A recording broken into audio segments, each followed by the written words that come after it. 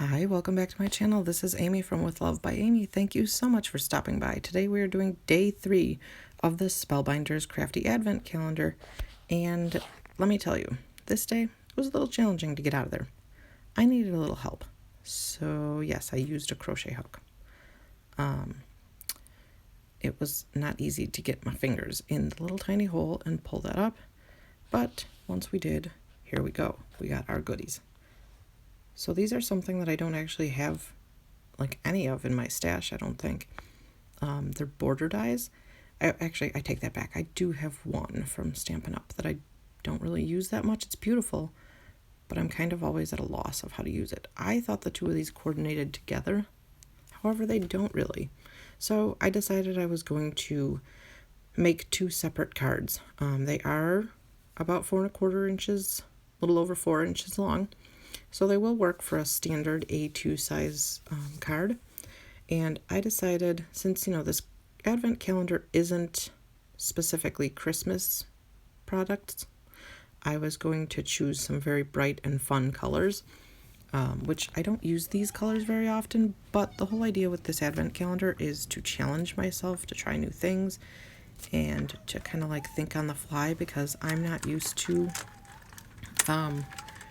doing things this quickly. Usually I ponder my projects a lot longer than I have for this, because I am doing this day by day as I open it. So on the day that I open it, I am opening it early in the morning, recording that part, and then I think about it for a little while, and then I get a gap of time later in my day and I film the remainder of assembling the card. Yes, I don't know what I was thinking when I decided to do it this way instead of pre-filming the entire thing. I guess I wanted it to be as authentic of an experience as possible with the whole Advent situation. And also, I'm not very good with surprises. Like, if I let myself, I would just open it all at once. So I figured I should test myself and see if I could actually do this way. I am enjoying it.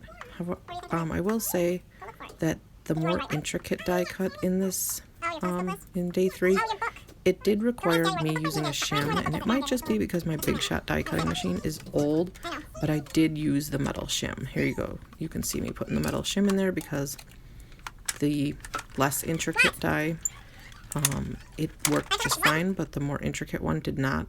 So the metal shim made it work just fine. And then I'm going to use a sentiment from my sentiment stash, and I've decided I'm going to put these on a black card panel.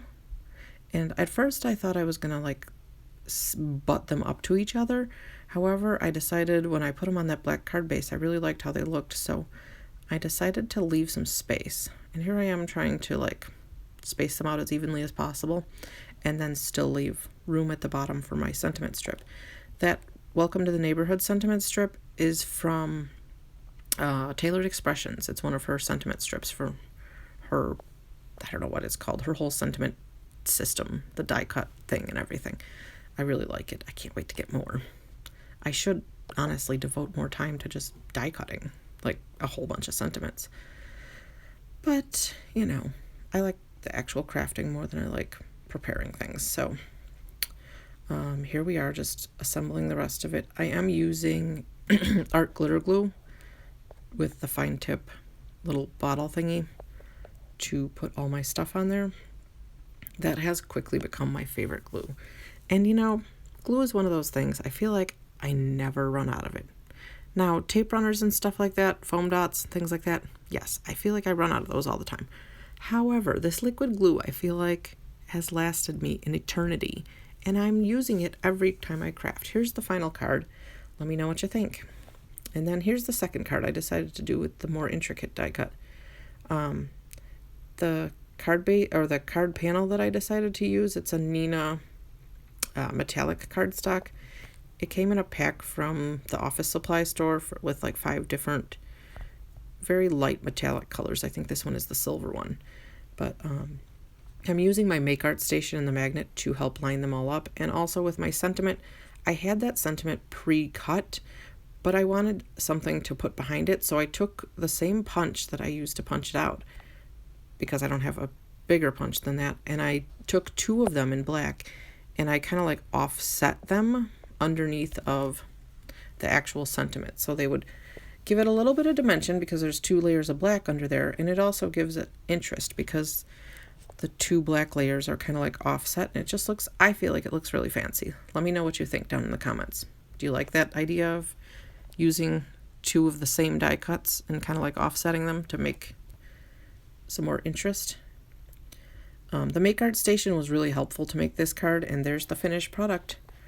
Let me know what you think of these projects in the comments below, and don't forget to come back tomorrow for day 4, and here's some other videos you may check out. And I really appreciate it when you like and subscribe to my channel. It really helps me out. I'm working so hard to grow this channel. Thank you so much and have a great day. Hope to see you back soon.